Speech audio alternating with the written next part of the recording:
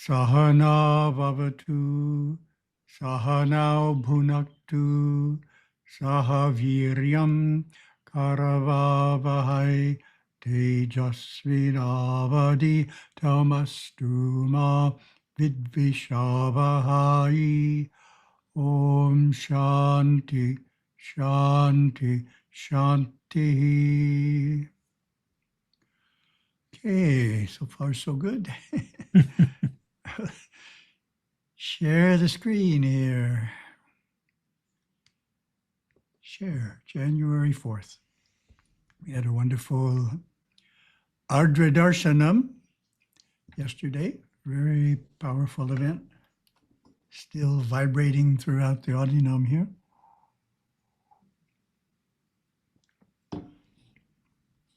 Kauai is one of the few places where you can go around and pick up 108 coconuts for free off the ground. Of course, we know the people we're getting them from, but that's one of the specialties. 108 coconuts, we go around, collect them up, cut them open, and then pass them in for Abhishekam. All the monks stand in a queue and pass them in. Very nice event. Okay, let's see what we can do here.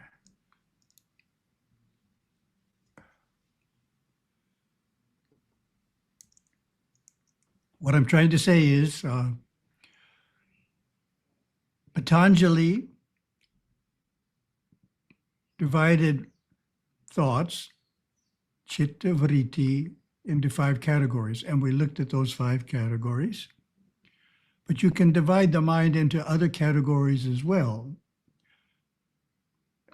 for different purposes. So Gurudeva divides it into instinctive, intellectual, and superconscious. So you can ask yourself, did that come from my instinctive mind? Did that come from my intellectual mind? Did that come from my intuitive mind? So it's very important to be able to know if something is actually intuitive. And there's a couple of sentences that Gurudeva uses for that. We could look at that at some point soon, but not today. So then I divided the mind, this is 2007 Publishers Desk, not recently, into 5 categories. And for each category, there's a tool we can use, a technique we can use to quiet that particular category.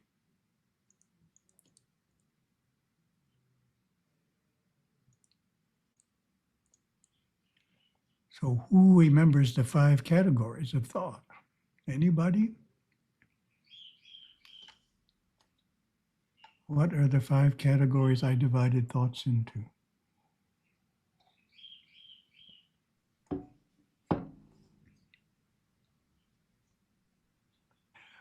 So what are the 5 categories of thoughts in the Publisher's Desk that I created a number of years ago?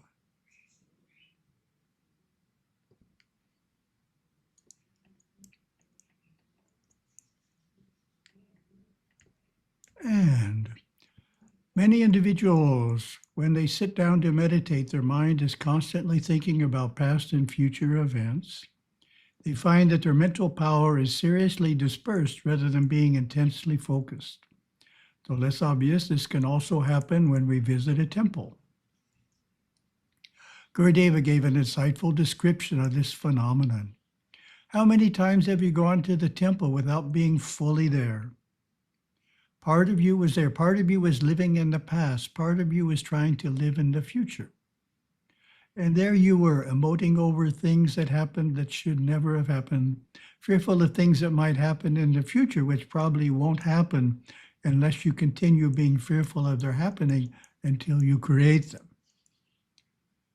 In other words, if we think about something strongly enough, we can actually attract it to us when it wasn't going to come to us before we started thinking about it. So that requires a lot of thought. Focusing the mind, controlling our thoughts is clearly central to successful meditation. The fact that Patanjali chose this subject for the 2nd verse of his Yoga Sutras affirms its centrality to the meditative process.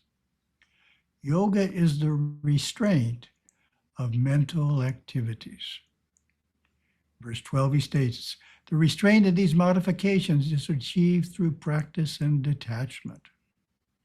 In other words, we can reduce the mind's tendency to be constantly thinking about past and future through certain practices. Beyond helping us be successful in meditation, a focused mind benefits us in other ways. With a focused mind, we will be more successful in our outer activities at work. Another plus is that a focused mind is peaceful and contented. From that peaceful platform, we can turn within and more easily contact our intuition, our superconscious mind, the inner voice, and utilize the wisdom and creativity it provides. A good way to measure the level of mental distraction you are experiencing is to walk outdoors with young children. They will always notice many more details of the surroundings than you because their minds are not yet drawn to past and future concerns. Having established the goal, a focused mind, a mind that is not constantly wandering into the past and future, what are some specific techniques we can apply to harness our thoughts? Let's look first at how we can conquer unnecessary thoughts about the past. Often we think about past events because they are not resolved. They are events that we do not fully understand or accept. Reconciling the past gives freedom and clarity, as Patanjali explains. When the limbs of yoga are practiced, impurities dwindle and radiant knowledge manifests, leading to discrimination as to their difference. In handling thoughts about the past, it is helpful to distinguish between recent unresolved events and those that happened some time ago. How do we handle recent unresolved events? What's the tool that we use to resolve recent unresolved events?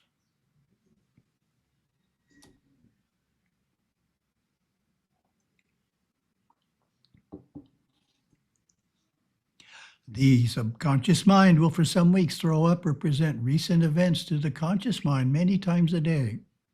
This is a clear indication that an experience is unresolved. After a few weeks, the subconscious will stop its frequent reminders and suppress the experience. Suppressed experiences accumulate in the subconscious, creating an anxious, troubled nature. It is good, therefore, to act to resolve each experience while this reminding process is going on, rather than to simply wait it out and forget about the happening. It often works to seek a resolution to the matter by discussing it with those involved. If we have hurt the feelings of others, an apology may be appropriate. If our feelings have been hurt, then we may need to forgive others. Such ways, the emotional component of the experience can be diffused and the matter resolved. So that's recent, unresolved past experiences. How do we handle events that happened some time ago? What tool do we use?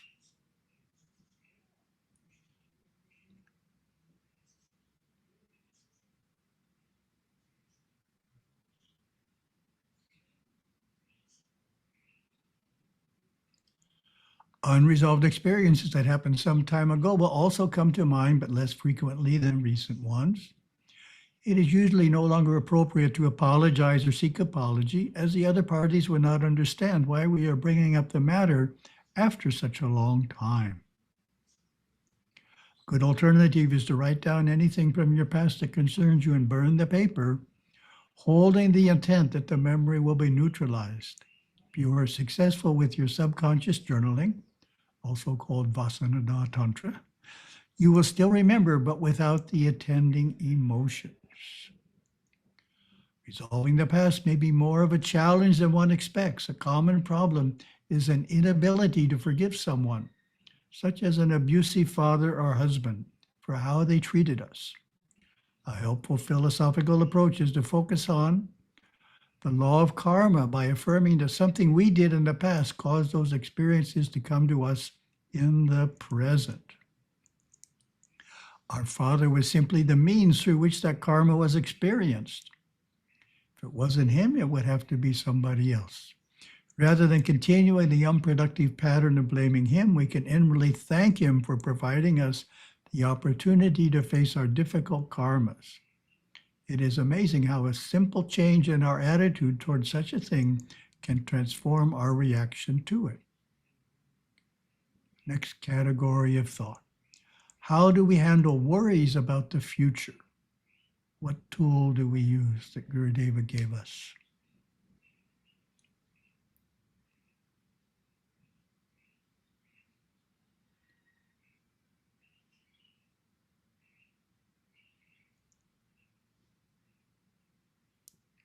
Many such thoughts, worries about the future, fall into the category of worry. We are concerned that certain events may happen, sometimes to the extent of becoming fearful.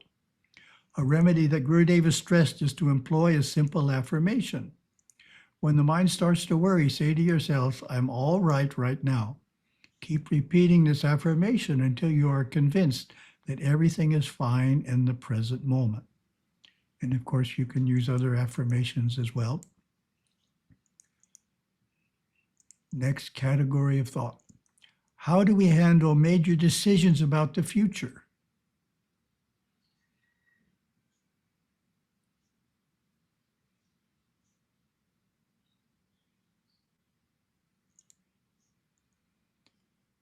Mulling over major decisions is another type of concern about the future. An example is sorting out the pros and cons of 3 job offers. A common practice is to ponder the decision often, but without thinking it through and reaching a conclusion, instead jumping each time to another topic. Hence, it becomes a source of worry. An effective way to dispatch the matter is to make a formal appointment with yourself at a time you are free to focus on it fully. For example, 8 a.m. on Saturday morning. If you find yourself mulling it over before then, discipline your mind by affirming, I have an appointment on Saturday to decide this matter, and therefore there is no need to think about it right now. And the fifth and last category, how do we handle current concerns? Issues regarding today or tomorrow, current concerns.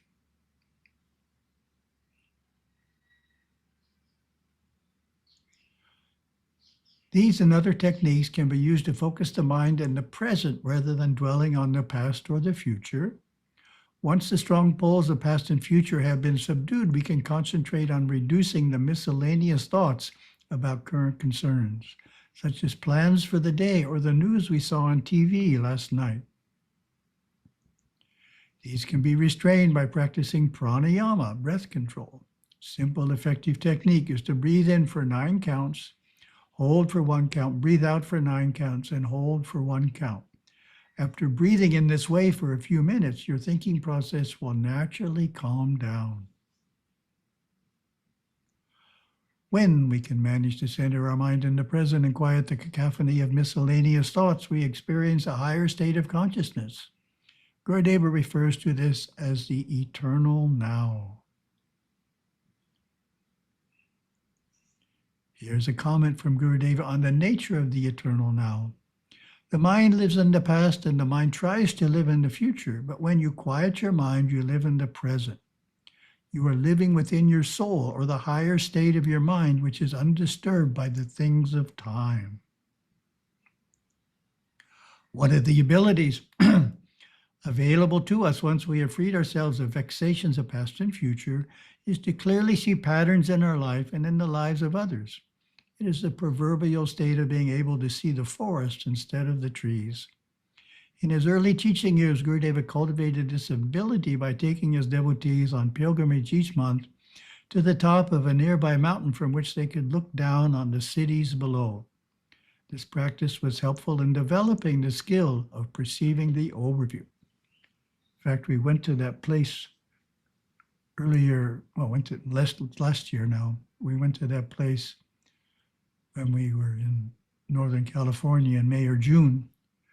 And it's at the top of Mount Tamalpais. There's a circumambulation path, and you go about 1/3 on the path, and there's a sign that says lookout, and there's steps down. And if you go down the steps and then keep going out, you go out to where Gurudeva used to lead the meditation. Easy to find. An example of a typical mental pattern that can be seen and then improved upon is the habit of making a decision to pursue a project, but then giving it up when the first major obstacle is encountered. Once this tendency to quit is perceived, we can work to create a new habit of persevering in our endeavors, even when faced with obstacles. Second example is the tendency to make resolves to increase our spiritual practices, but then relinquishing our commitment after spending time with non-religious friends. This problem can be overcome by spending more time with spiritual friends and less time with naysayers. Another benefit that comes from living in the eternal now is the ability to turn within and feel the spiritual power within the spine. Simshum Bisi.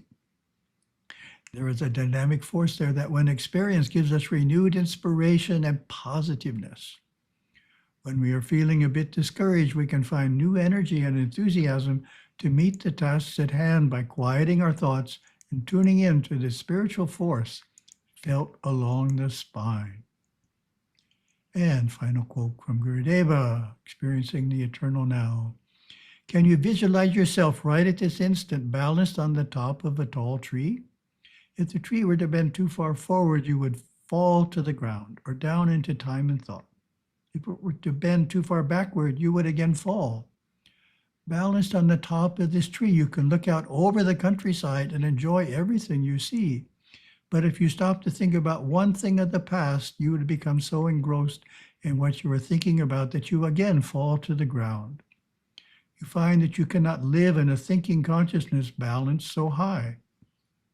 Here you live in the eternal now with great awareness of what is around you and within you, but with no thought on it. Second topic, path to Shiva. What is the meaning of Shiva's dance? How would you answer that question?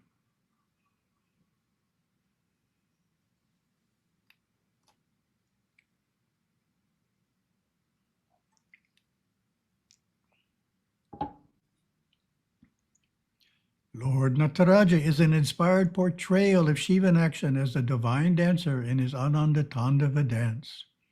This is his dance of creation, preservation, and dissolution, a performance constantly taking place within each of us and within every atom of the universe at every moment in time.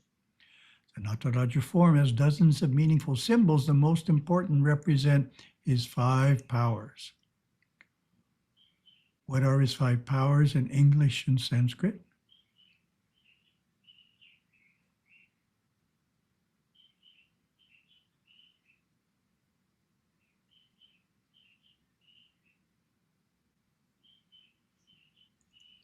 Creation, Shrishti, symbolized by his back right hand, holds the small rattle drum, Damaru, whose sound signals the start of creation. Preservation, Stiti, is symbolized by his front right hand, held in the gesture of Abhaya, fear not. Back left hand holds a blazing flame. Fire god Agni, symbol of dissolution, Samhara, and his right foot rests on a small person representing the ego known as apasmara, forgetful or heedless. This represents concealing grace, Tirodhana, the power by which the soul sees itself separate from God. Shiva's front left hand is held in elephant trunk pose, pointing toward his raised left foot, symbol of revealing grace, Anugraha, the power by which the soul comes to know its oneness with God. On his forehead is the third eye, which sees everything past, present, and future, while the dance is incredibly powerful, indicated by the strands of hair flaying out in all directions. Shiva remains poised and peaceful. The ring of flames, Tiravasi, symbolizes universal consciousness, the hall in which Shiva dances.